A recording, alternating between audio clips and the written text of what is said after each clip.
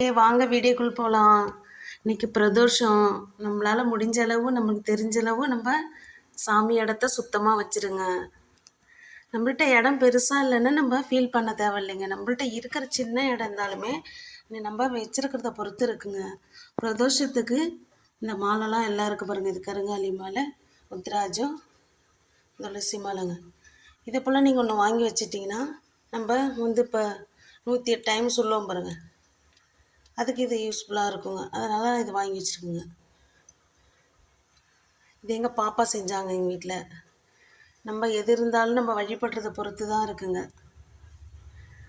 நீங்களும் உங்கள் இடமும் இதே போல் இருந்தால் இன்றைக்கி பிரதோஷம் இது போல் புக்கு வாங்கி வச்சிட்டிங்கன்னா உங்களுக்கு ரொம்ப நல்லதுங்க. இதில் உள்ளது எல்லாமும் இருக்குங்க. சிவனை பற்றி தெரியுதுங்களா?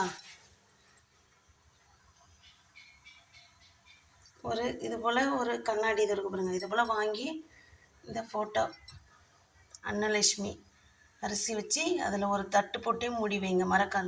காயின் அடியில் ஒரு காயின் வச்சு. இது எல்லாமும் உங்களுக்கு தெரியுங்க. நான் தெரியாதவங்களுக்கு நான் இந்த வீடியோ காட்டுறேன் பாருங்கள்.